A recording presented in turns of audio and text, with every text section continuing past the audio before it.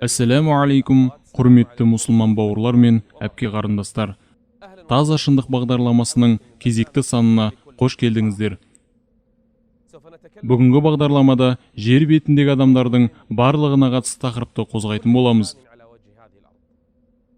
Бұл тақырып қазір мені тамашалап отырғандардың барлығына қатысты. Мейлі ол еркек болсын, әлде әйел болсын, кіші болсын, үлкен болсын, әлде бай, немесе кедей болсын, әлде сау, немесе ауру болсын, бұл тақырып барлығында мазалайды. Ол өмірдің соңы деп аталады.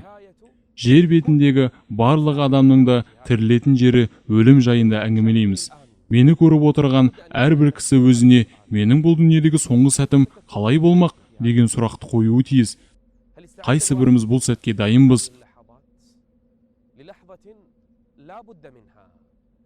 Ол қай сәт?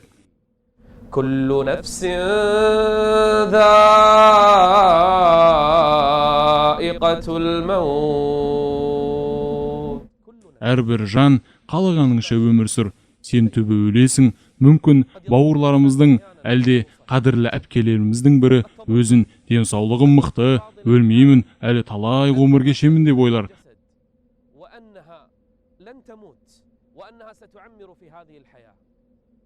Бірақ ол өлімнің кенеттен қалай келгенін сезбей де қалады. Күллу нәфсин зәиқатул мәут. وإنما توفون أجوركم يوم القيامة. Бұл қу дүние қанша гүлденген, әшекейленген, зейнеттелген, әдемі болса да өңі қуарып, солғын тартып, жапырақтары сарғайған, кейін жерге түсіп, жел ұшырып әкеткен ағаштың түріне айналады.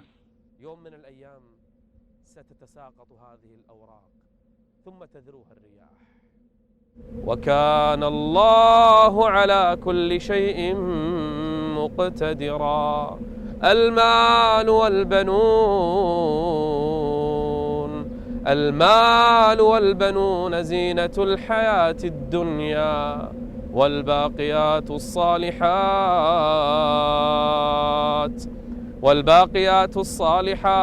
خير.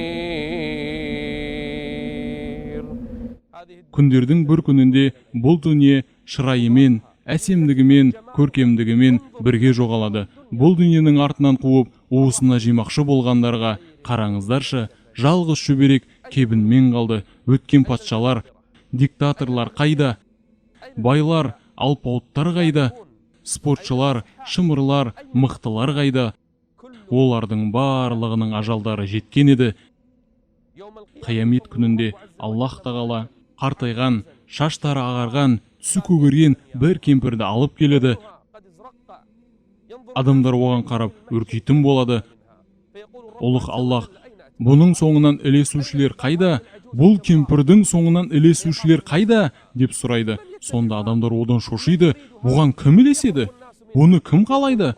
Аллах тағала айтады: бұл дүние, сендер осы үшін таласып, соғысқан едіңдер, осы үшін Аллахқа ғибадат етуді тастаған едіңдер дейді.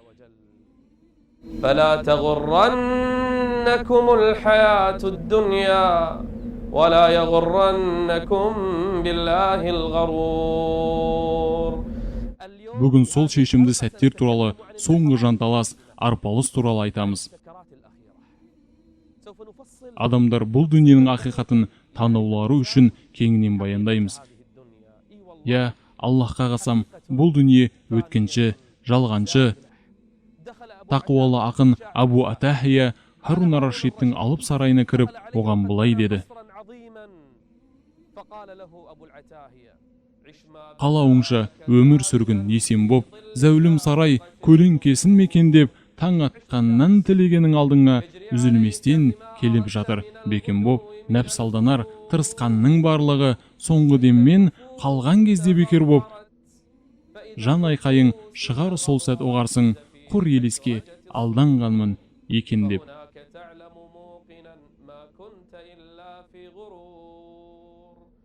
Қадірлі мұсылман бауырым және әпке қарындасым, Осы соңғы әрі шешімді сәттерде бұл дүниенің ақиқатын білетін боламыз. Бізбен бірге қалыңыздар.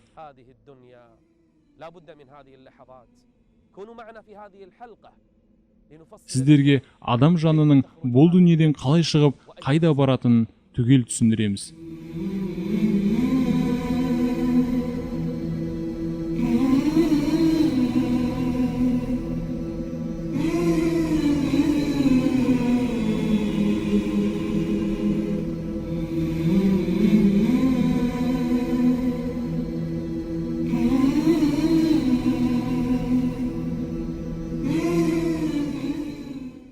Абдуллах ибн Умар радиаллаху анхума айтады: Аллахтың елшісі саллаллаху алейхи вассалам менің екі иығымнан ұстап тұрып былай деді: Ей Абдуллах, бұл дүниеде сен бөтен сияқты, жолдан өтуші сияқты бол. Дүниеде өзіңе өтіп шығатын жол етіп ал, әлбетте күндердің бірінде ол жолдан шығасың. Ибн Умар әрдайым егер кеш батырсаң, таңды күтпе, ал таң атырсаң, кешті күтпе, саулығыңды ауру күндерің үшін, ал өміріңді өлімің үшін пайдалан деп айтатын. Артығы болған әрбір нәрсенің қос кемі, тамаша өмірмен еш алданбасын адамдар, осыған куә елдердің бастан кешкені, қуантса заман, қайғыртқан талай замандар, құбылып тұрған жалғанда мынау көшпелі, күмәнсіз шындық бәрінен де бөлек өшпегі. Табиғиндерден келген бір риуаятта өте бай патшалардың бірі ең әсем киімдерін киіп, ең мықты көлігіне отырып жол жүріпті.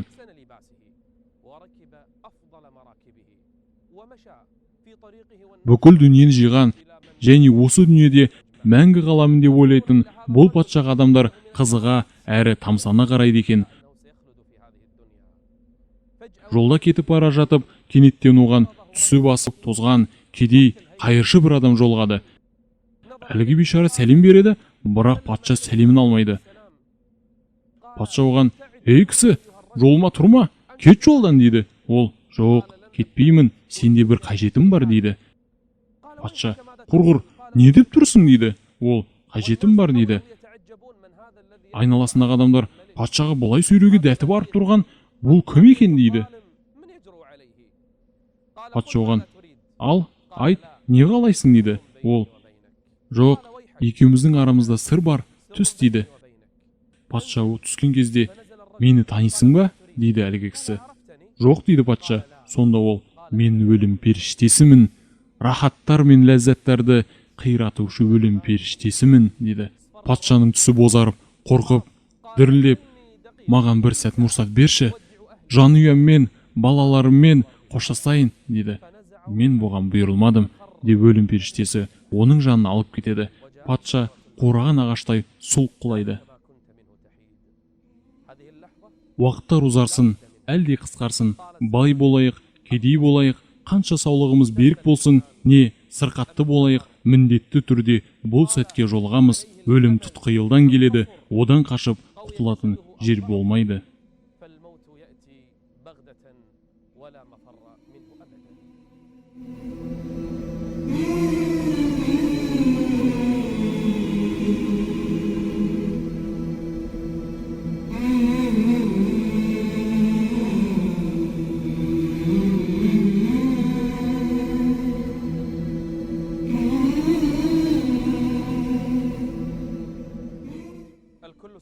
Күндердің бірінде барлығы да өледі. Ең ұлы адамдар да жер құшқан. Оның дәлелі пайғамбарымыз Мұхаммад саллаллаху алейхи вассалам Аллах тағала айтады: Сен де өлесің, олар да өледі. Пайғамбарымыз саллаллаху алейхи вассалам дүние салған кезде Аллах тағала былай деді: قد خلت من قبله الرسل أفإن مات أو قتل انقلبتم على عقابكم. Мұса алейхиссаламға өлім періштесі келген кезде бұл дүниеде көбірек өмір сүргісі келіп, оған наразылық білдірді. Сонда Аллах тағала өлім періштесіне Мұсаға былай деп айтуға уахи етеді: Қолыңды бұқаның үстіне қой, қолыңның астындағы құлдардың санындай өмір сүресің дейді. Мұса алейхиссалам: Одан кейін ше деп сұрайды. Кейін өлім дейді періште. Сонда Мұса алейхиссалам: Олай болса, қазір жанымды ал дейді. Егер барлық нәрсенің соңы өлім болса, онда бұл дүниенің не пайдасы бар? Ей адамның баласы, сен күндерден тұрасың, сенің күндерің өткен сайын өзің азая бересің. Барлық ұлылар да өледі. Әбу Бәкір радиаллаху анху жан тапсырғалы жатқан кезде қасында қызы Айша анамыз радиаллаху анха отыр еді. Әкесін бұндай халде көріп, көздерінен жас тамды. Өлеңдетіп отырып, былай деді: "Жоқ, жігітті байлық құтқара алмас." Жан алқымға келіп, көкірегі қысылған кезде, сонда Әбу Бәкір қызына: "Ей қызым, бұдан да жақсысын айт" деді. "Не айтайын, не әкешім?" деді Айша. وجاءت سكرة الموت بالحق وجاءت سكرة الموت بالحق ذلك ما كنت منه تحيد سكرة الموت لا بد منها. Көзі тірісінде жәннетпен сүйіншіленген Омар аль-Фаруқ радиаллаху анху намаз оқып тұрып ауыр жарақат алады. Сол сәтте оның ажалы жеткен еді. Міне бұл әйбет өлім еді. Өлерден алдын ұлы Абдуллахқа: "Ей Абдуллах, жүзімді жерге қой" деді. Ұлы жүзін жерге тигізген кезде Омар радиаллаху анху көз жастары мөлтілдеп былай деді: "Мен және анам қор болсын, егер мені Раббым кешірмесе." كل نفس ذائقة الموت. Ей патшалар, ей басшылар, ей ардақтылар, саулар мен жастар, үлкен кішілер, өлім әлбетте келеді. Сені мал дүниең қорғап қалады деп ойлама. Сенің саулығың өлім періштесін тосады деп ойлама. Жоқ, әлбетте жоқ.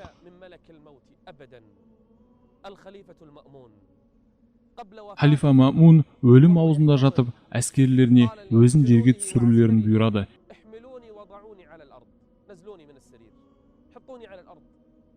Жерге түсіргеннен кейін көзіне жас алды. Кейін аспанға көз тігіп былай деді: "Ей патшалығы мәңгі Аллах, патшалығынан айырылған пендеңді рахым ете көр." كل من عليها فان. Жер бетіндегі барлық жан күндердің бірінде жер құшады. Жүрегінің дүрсілі күші әлсірей түседі, қадамдары суи бастайды. كل من عليها فان ويبقى وجه ربك ذو الجلال والإكرام. Харун ар-Рашид өлімнен алдын өзінің қабірін көрсетуді сұрайды. Адамдар қабіріне алып барады, кейін қабірдің ішіне түсіруге бұйырады. Сол кезде ол мына аятты оқиды: ما أغنى عني مالية هلك عني سلطانية. Міне ақиқат, құрметті бауырлар, әпке қарындастар, қас қағым сәт болса, ойланып көрейікші. Кел, бүгін аз ғана болса да отырып, соңғы сәтімізді ойланып көрелік. Біздің соңымыз қалай болар екен? Өлімнен кейін не болар екен? Әрбіріміз осы бір соңғы сапарға, ақтық демге дайындалайық.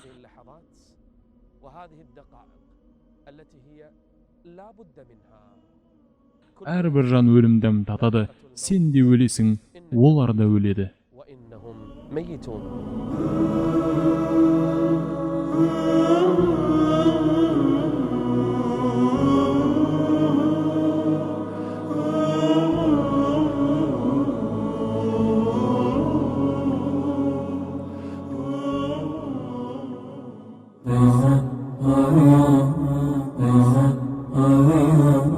ليس الغريب غريب الشام واليمن إن الغريب غريب اللحد والكفن إن الغريب له حق لغربته على المقيمين في الأوطان والسكن.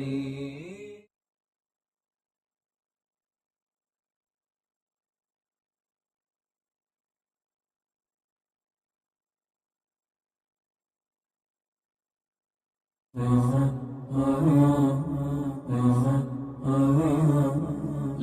الغريب غريب الشام واليمن إن الغريب غريب اللحد والكفن إن الغريب له حق لغربته على المقيمين في الأوطان والسكن.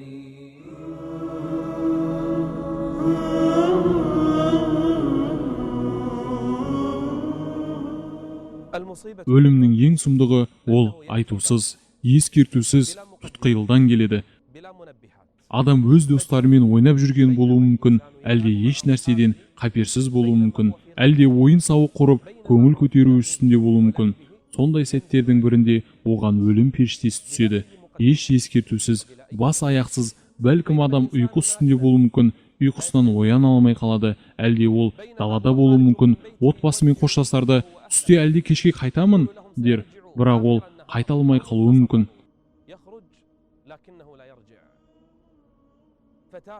Бір бойжеткен қыз өміріндегі ең бақытты түні неке түні үшін дайындалып, сән салонына барып, боянып, сәнденіп, қуаныш, шаттық арман үстінде еді. Қуанышы дүние қойнына сыймайды. Сән салонынан шығып, ата-аналары, жақын достары, туыс жекжаттары күтіп отырған той залына кетіп бара жатқан жолында оған өлім періштесі жолықты. Сол жолдағы көлік апатында оның жанын алды. Зейн әл-Абидин радиаллаху анху айтады: соңғы күн деп түйіп алды бұл күнім.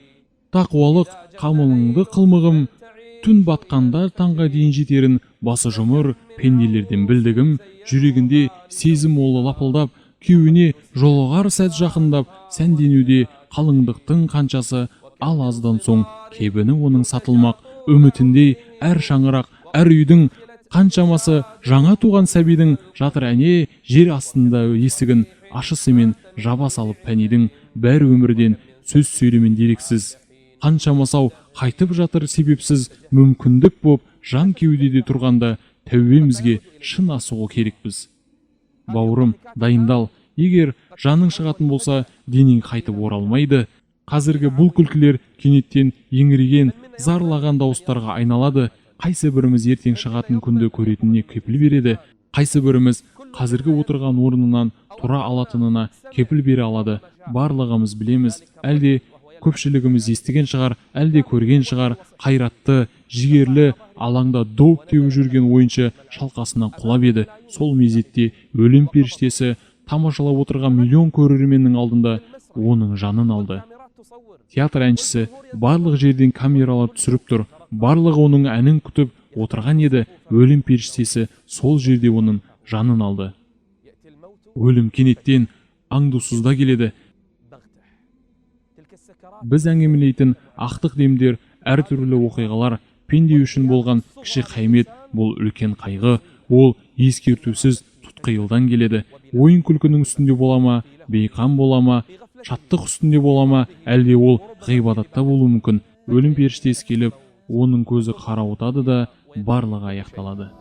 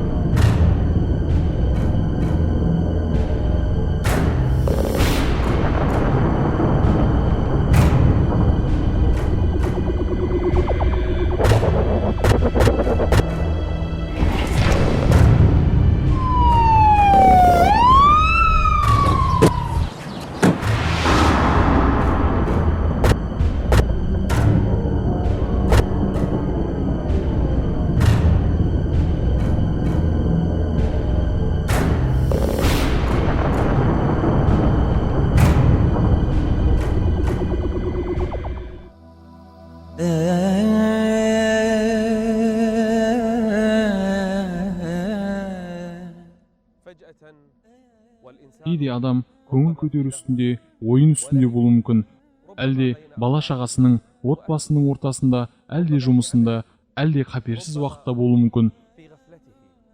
Кенеттен ол жүрек дүрсілінің үдеп, демі тарылып, аспанның көз алдына қоюланып бара жатқанын сезеді, ал күн болса тал түс.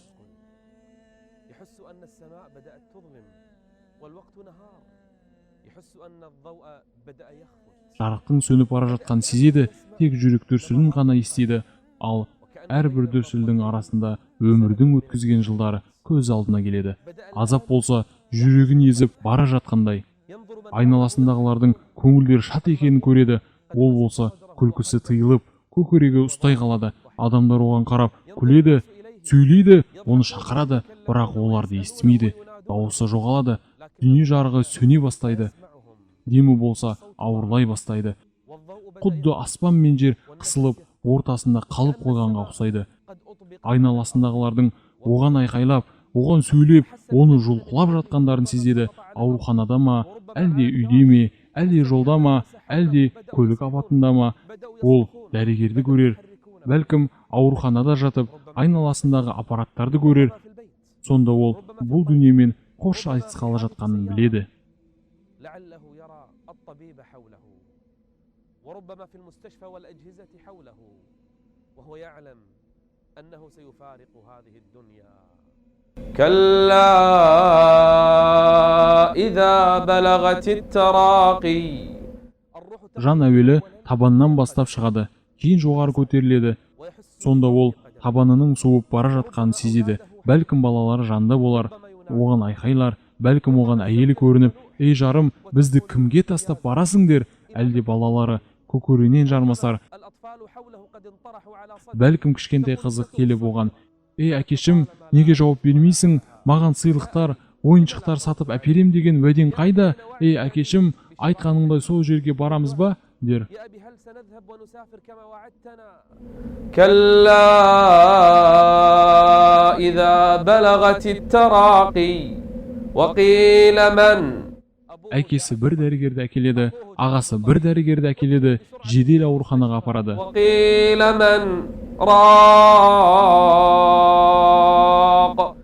Кім оны емдейді?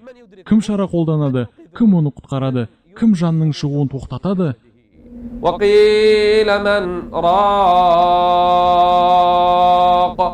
Бірақ ол сол сәтте бұл дүниемен қош айтысатынын біледі.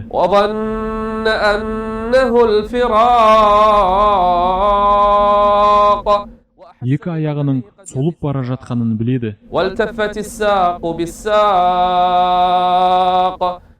Машинам қайда, үйім қайда, байлығым қайда, бұл дүниеден айырылысқанда солардың бірінде алып кете алар ма екен?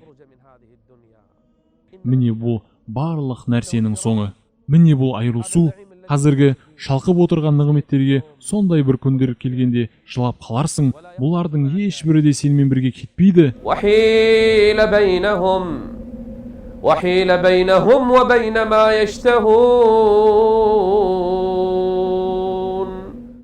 Әдемі сарайлар жоғалады. Банктегі есеп шоттарын қалады. Балаларың сені айналшықтап, анаң сен үшін қайғырады. Әйелің жоқтап қалады. Әкеңнің көзінен жас төгіледі, дәрігер бар жанын салады. Балаларың саған мұңды көзбен қарап, «Ей әке, бізді кімге тастап барасың?» дейді. Бұл дүниемен ажырасып, барлығын өзіңнің артындағыларға тастайсың да кетесің.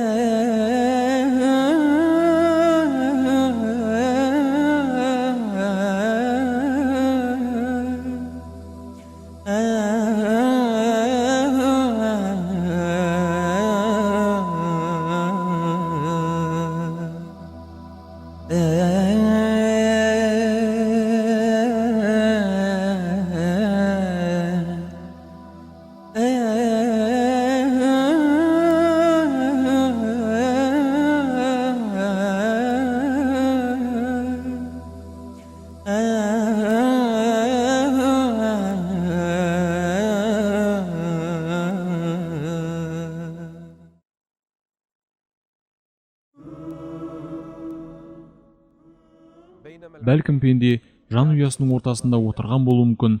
Егер ізгі адам болса, намаз үстінде, әлде Құран оқу үстінде, әлде дұға ғибадат үстінде болуы мүмкін.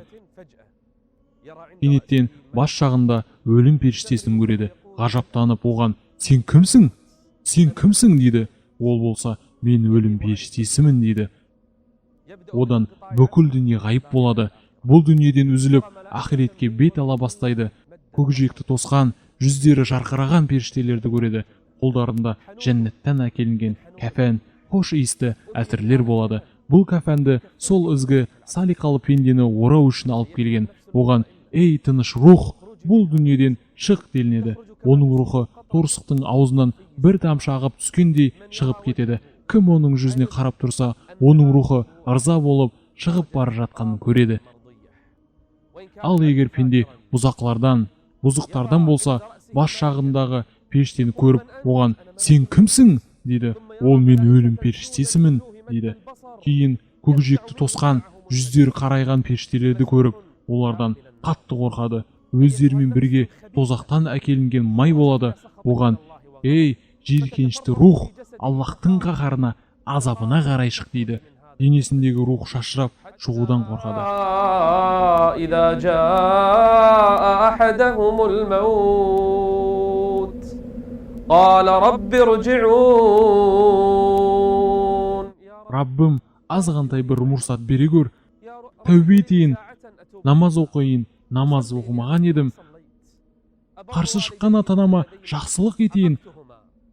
Алған ақшамалдарды иелеріне қайтарайын. Жасаған күнә қателерімді жуып шаяйын дейді. إذا جاء أحدهم الموت قال رب ارجعون. Не үшін бұл дүниеде қалуды қалайды? لعلي أعمل صالحا فيما تركت. Намаз оқыр едім, өйткені еш сәждеге бас имеген едім. Жүніптен ғұсыл алайын, әлі ғұсыл алмаған едім. Аллахқа тәубе етейін, тәубе етпеген едім. Құран оқиын, садақа етейін, зекет берейін. Оның айналасында отырғандар: "Ей пәленше, ла илаха иллаллах" деп айт дейді. Ол болса: не деп жатырсыңдар" дейді. Тіпті оның бұл сөздер турасында ойлануға да шамасы жоқ. Неге? Себебі ол өлім алды жанталасында жатыр. Шынында өлім сәтінде жанталас бар. Кім өлімнің дәмін тата бастаса, жанталасқа түседі. Жаратылғанның абзалы саллаллаху алейхи вассалам өлім аузында жатырған сәтінде былай деді: "Ла илаха иллаллах", шынында өлім алдында жанталас бар.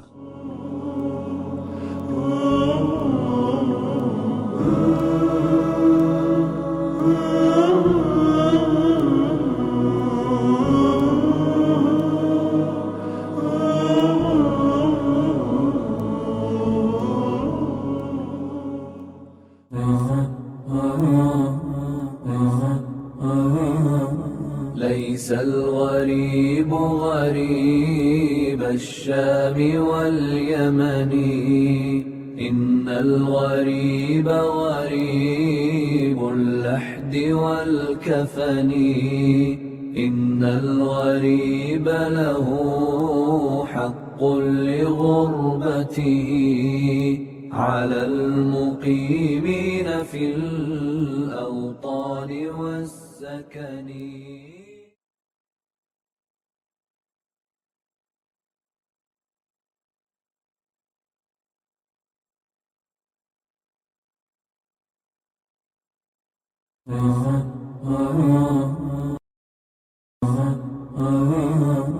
ليس الغريب غريب الشام واليمن إن الغريب غريب اللحد والكفن إن الغريب له حق لغربته على المقيمين في الأوطان والسكن.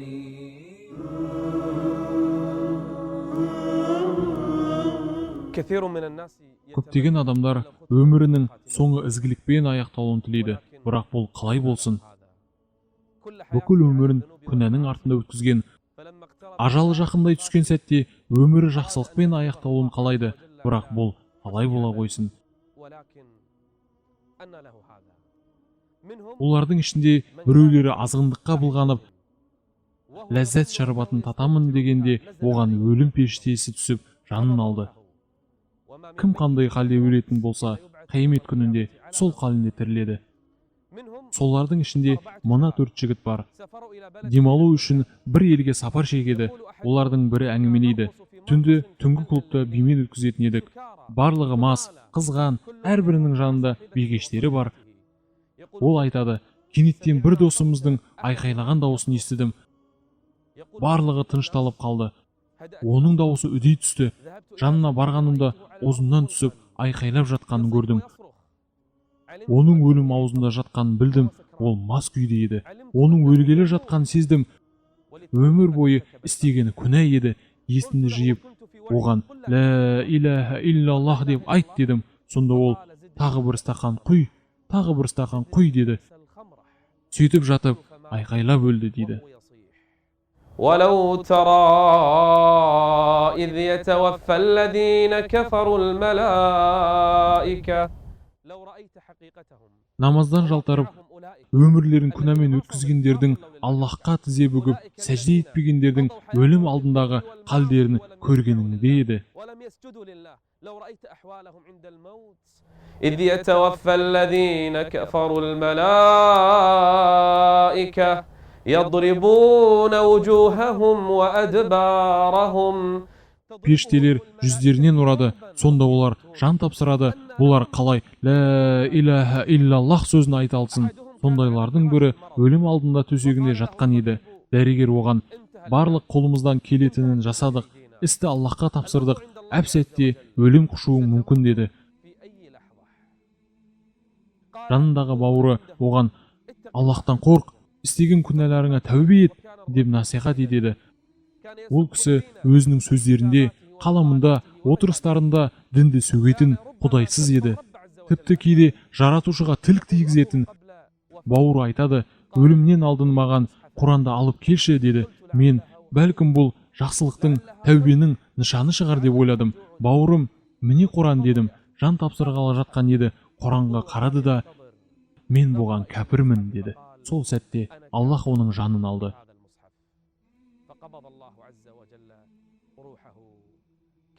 Қаншама жастар жаным алқымға келгенде тәубе етемін, Аллах тәубемді қабыл алады, өлімім көзіме көрінген кезде тәубе етемін деп ойлайды.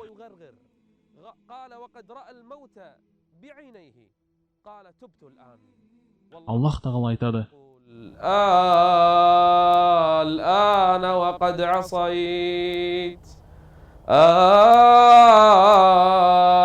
الآن وقد عصيت قبل وكنت من المفسدين.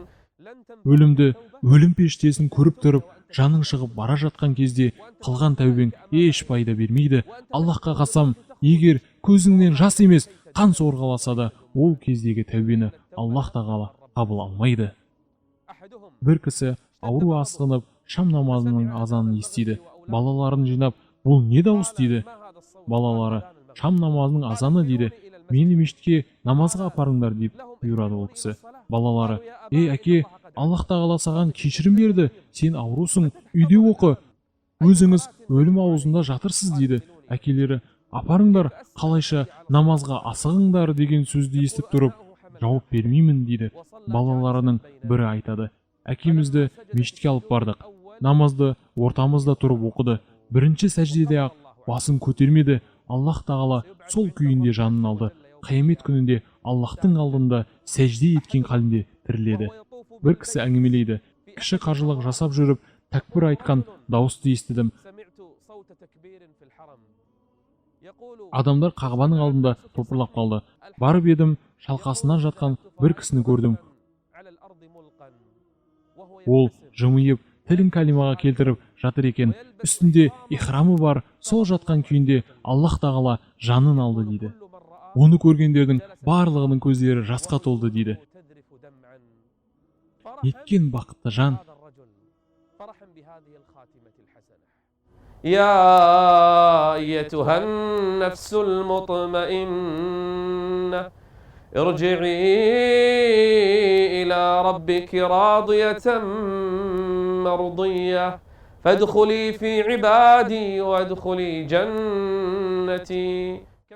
Құран мен жай намаздың үстінде жан тапсырғандар қаншама, ауыз беріп күйінде өлгендер, түнгі намаз үстінде тұрып жан бергендер қаншама, бұл дүниемен жүздері жайнап қош айтысқан қажылар, мұджахидтер қаншама. Бірақ мазалайтын сұрақ, ал біз қалай жан береміз екен? Кім қандай халде өсіп өніп қартайған болса және сол халінде өлсе, Аллахтың алдында сол халінде тіріледі. Бұл шұңқырлар, қабірлер біздің қайтатын мекендеріміз. Ендеше өміріміздің жақсылықпен аяқталуына тырысайық.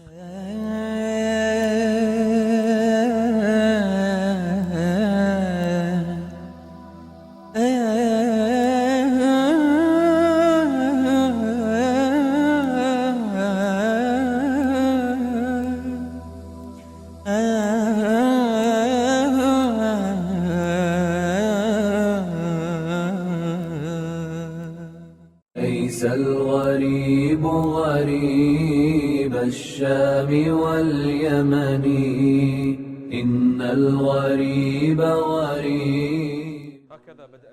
Міне, дүние осылай басталған, осылай аяқталады. Пенде бұл дүниеге киімсіз кірген еді және киімсіз шығады. Бұл дүниеге екі алақанын қысып алып, әр нәрсені ұстағысы келетіндей болып кірген еді. Енді дүниеден алақанын ашып, дымсыз шығады. كلا إذا بلغت التراقي وقيل من راق وظن أنه الفراق. Тақтайдың үстіне жатқызылып, екі аяқтары бір-біріне оралады. التفت الساق بالساق. Кім оны мәйіттерді жуатын осы бір жерге алып келген? Әрине, өзіне жақын, ең сүйікті адамдары. Олар оны енді бір-екі күн уақытқа болса да өздерінің қастарына қалдыра алмады. Бұл бишара олар үшін үйлер салып, мал байлық жиып, қалаған дүниелерін берген еді. Бірақ қас-қағым сәттердің ішінде одан айырылып қалды. Міне енді сол бір сүйіктілері оны жуындырып, дайындау үшін асықты. Міне, оның енді қияметі басталды. Дүниеде өзін қанша жуатын еді, ал қазір оны басқалар жуындыруда. Бұл дүниеде ұятты жерлерін адамдардан жасырып, адамдардың алдында киімсіз болудан ұялатын, ал бүгін оны еш күшсіз, қарсылықсыз шешіндіруде. Тақтайға жатқызылады да жуындырылады. Осындай халде оянып кетіп, оны жуындырып жатқандарға көзін тастаса, өзінің осындай халін білсе, қандай сезімде болар екен? Осы бір дәретханада жалаңаштандырылғандар қаншама, тап осы бір жерде қаншама әйел мен ердің әуреті ашылып, жасырған сыры білініп, күнәлары әшкереленді. Қаншама адамдардың осы дәретханада ізгілігі, нұры сезіліп, қош иісі аңқыды. Бұл аяқтар қаншама мешітке қарай қадам басты, бұл қолдар қаншама міскіндерді тамақтандырып, олардың бастарынан сипады. Бұл көздер қанша рет Құран оқып, Аллахтан қорыққаннан жасаурады. Бұл жүздер қаншама Аллахқа сәжде етті. Ал егер ол бұзақы, пасық болған болса, бұл аяқтар қаншама Аллах қарам еткен жерге қадам басты. Аллахқа қасам және қасам, егер ол 1000 рет жуындырылса да, күмәнсіз тазармайды, егер тірісінде тәубе етпеген болса. وأنتم حينئذ تنظرون. Бұл бөлмедегі қараңыздар. ونحن أقرب إليه منكم ولكن لا تبصرون. Кім оны бұл дүниеге қайтара алады? Егер жер бетіндегі барлық дәрігерлер, бүкіл достары оны бір қасқағым сәтке болса да қайтарып алу үшін жиналса, оны тірілте алмайды. كنتم غير مدينين ترجعونها إن كنتم صادقين. Ешкімнің де шамасы келмейді. Бұл ақыреттің басталуы. Осы жуындыру арқылы ол бұл дүние тастап жаңа өмірге бағыт алады. Зейнул Абидин Лейсал Ғариб деген өлеңінде былай дейді: адамнан тұрды ең жақын маған болғаны, қимылсыз жатқан тәнімді жуу сол қамы, бұрылып сосын жиналған жұртқа тіл қатты, кім біледі деп мәйітті дұрыс жұмақты, арадан шығып білігі асқан бір жігіт тақтайға салды киімнен мені құр қылып, төбемнен төбен құйған соң суды үш рет, кебінді берді маңында тұрған кісі кеп, жағасыз жеңсіз кигізгеннен соң киімді, күткен жұрт тұсқа тұсыма менің жиылды, денеме жаққан әтірден басқа затым жоқ, тас түнек көрге бір табан қалдым жақындап. ونادى القوم بالكفن وألبسوني ثيابا لا كمام لها وصار زادي حنوطي حين حنطني وأودعوني على الألواح منطرحا وصار فوقي خرير الماء ينظفني وأسكب الماء من فوقي وغسلني غسلا ثلاثا ونادى القوم بالكفن وألبسوني ثيابا لا كمام لها وصار زادي حنوطي حين حنطني وأخرجوني من الدنيا فوا أسفا على رحيل بلا زاد يبلغني وحملوني على الأكتاف أربعة من الرجال وخلفي من يشيعني وقدموني إلى المحراب وانصرفوا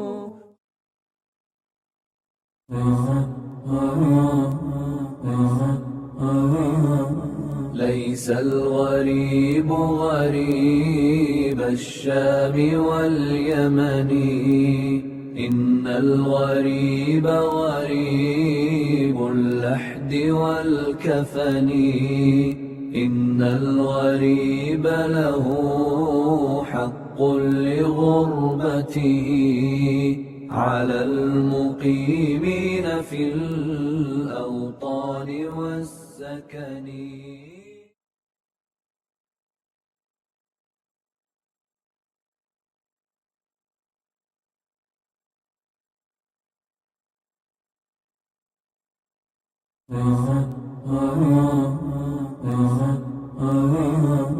ليس الغريب غريب الشام واليمن إن الغريب غريب اللحد والكفن إن الغريب له حق لغربته على المقيمين في الأوطان والسكن وحملوني على الأكتاف أربعة من الرجال وخلفي من يشيعني وقدموني إلى المحراب وانصرفوا خلف الإمام فصلى ثم ودعني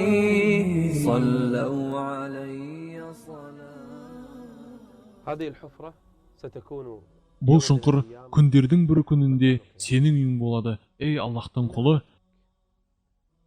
Сенің шалқып кешіп жатқан сарайың мына шұңқырға айналады. Жатың бөлмең көріп тұрған көлемде болады. Төсегіңді көргің келе ме? Міне, бұл сенің төсегің. Ей Аллахтың пендесі, жамылғы, көрпеңді көргің келе ме? Міне, осы сенің жамылғың, көрпең. Бөлмеңнің ауданына қарағың келе ме? Кел қара. Жан жолдасың, досың кім болады? Кетерің хақ, жып-жылы төсегіңнен тыныштықты ұмытып кеше білген, айтшы маған сол тұсқа бармас бұрын қандай болмақ көріңде алғашқы түн? Бұл қабірдегі алғашқы түнді қалай өткізер екем? Мұндай тас қараңғы шұңқырда, мұндай ең иесіз жерде кім маған серік болады? Жолдасым кім болады? Ей Аллахтың пендесі, егер амалдарың ізгі салиқалы болған болса, саған салиқалы серік жолдас келеді. Мұндай жерде саған серік болады. Сенің жасаған кіші үлкен қажылығың, оқыған Құраның, намазың, садақаң, ата-анаңа жасаған жақсылығың нұрлы жүзбен келіп, саған осы жерде жолдас болады. Егер амалдарың бозақы болса, оқымаған намазың, ата-анаңа қарсы шыққаның, зина, азғындық істерің, ұсқынсыз, жиіркенішсіз суретте келіп, сенімен осы жерде жолдас болады. Бұл тар шұңқырлар кейбір адамдарды қабырғалары бір-біріне қайысқанша қысады. Неткен сұмдық, өзі тар, түнек шұңқыр одан сайын тарылғанда қалай болар екен? Адамдардың ішінде ізгілер болады. Олар үшін бұл мекен көкжиекке дейін кеңейе түседі. Және оларға жәннаттың төсектері төселеді. Жәннаттың жұпар, хош иістері, шаттықтар әкелінеді. Және адамдар ішінде сондайлар болады. Аллах сақтасын, оларды бұл қабірге жатқызады да, періште алып жартаспен басын ауырып, басын шаршалайды. Сосын қайтадан келіп, қайта ұрады. Олар кімдер? Намаз оқымағандар, өсім жегендер. Бұл жер қаннан толып, белшесінен асады, оның аузын таспен ұрады. Аллах сақтасын. Бұл қабір әлде жәннат бақшаларынан бір бақша болады, әлде тозақ шұңқырларынан бір шұңқыр болады.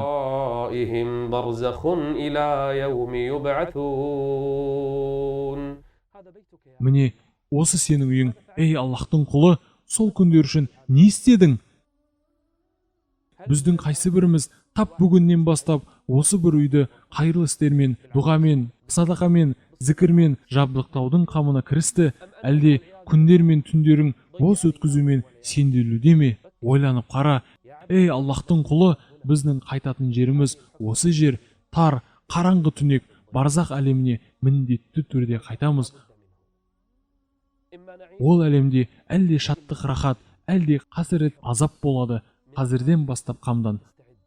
Аллахқа қасам, егер бірнеше минутқа қараңғы бөлменің әлде сандықтың ішіне кірсең шыдай алмайсың. Енеше, мұндай шұңқырға қалай шыдамақшысың? Сені жерлеп кетіп бара жатқандардың қадамдарын естисің. Кейін жан жақтан құрттар бас салады. Аллахқа қасам, егер сен 3 күннен кейінгі өлікті көрсең, оған қарауға да шыдай алмас едің. Бұл шұңқырға осы үйге дайындал, міндетті түрде сен оның тұрғынына айналасың.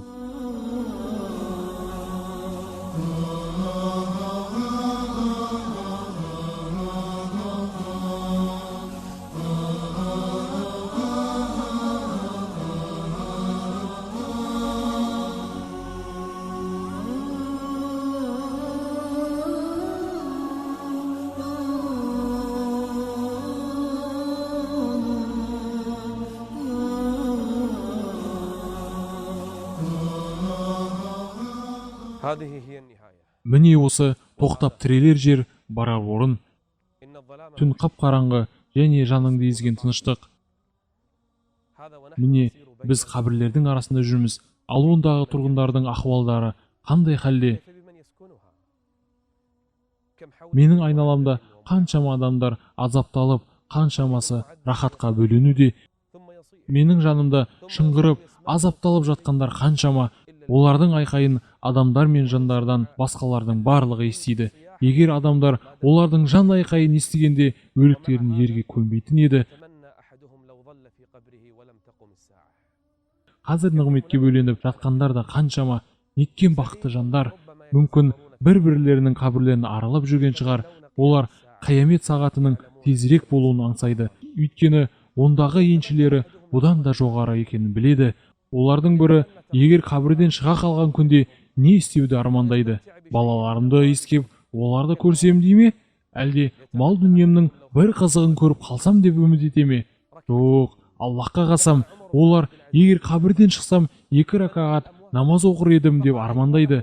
Омар ибн Абдул-Азиз мазарға кіріп, өліктерге қаратып, былай депті: ей өліктер, ей өлім, сен бұларға не істедің? Ешкім жауап бермепті. Кейін көздері жасқа толып, тізерлеп отыра айтады: дыбыстадым, қабірге кеп, үндедім, қайдасың деп, ұлығың мен кішігің бәрінің де жоқ болғаны білгенім. Үні өшкен соң жауап берер кісінің бәрі өлді, өлді бірге хабары, бұл жалғанда көшпей мәңгі кім тұрар? Ей сұраушы, ояу қойғын сананы, кеткендерде қалғандарға үлгі бар. Қадірлі бауырым, әпке қарындасым, міне бұл біздің қайтар жеріміз, біздің орнымыз, бұл өміріміздің аяқталар жері. Сіздерді алдаушы шайтан Аллахтан алдамасын. Сіздерді дүниеге масайраған ақымақтар азғырмасын. Өлім жас пен кішінің арасын ажыратпайды.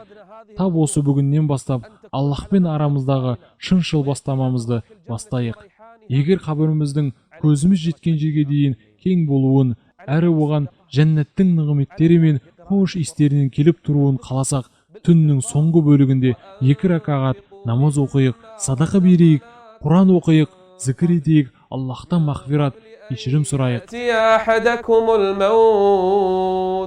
فيقول رب لولا أخرتني إلى أجل قريب فأصدق وأكن من الصالحين. Бірақ өлім келген сәтте саған еш нәрсе пайда бермейді, бауырым. Ертең деп кешіктіріп жүргенде өлім періштесінің қалай келіп қалғанын сезбей де қаласың. وَلَن يُؤَخِّرَ اللَّهُ نَفْسًا إِذَا جَاءَ أَجَلُهَا والله خبير بما تعملون. Бұл біздің қайтар орнымыз, біздің шынайы үйіміз. Бүгін әлде ертең күнді көре алмай қалуымыз мүмкін. Не істедің, қандай амал қылдың? Біздің қайсы біріміз осы сәтке дайындалды? Әй мендік рух, тәубе қылғын, тезірек, өліміңде таяп қалды, кезі кеп, тәубеге ұмтыл. Тек нәпсіге бағынба, нәпсің әлі жамандықтың жағында, көрмеймісің тоқтамастан бір тынып, бәрін ажал жұтып жатыр жымқырып, шығаратын мәйіттердің біз күнде, ізінде тұр өліміміз біздің де.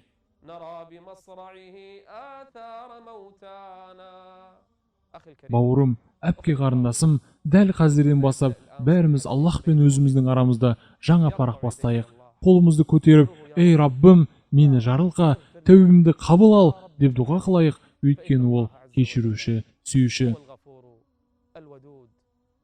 Аллах тағаладан соңымыздың оңтайлы аяқталуын, қабірлеріміздің жәннет бақшаларының бір бақшасы етуін сұраймын. Келесі кездескенше, ассаламу алейкум ва рахматуллахи ва баракатух.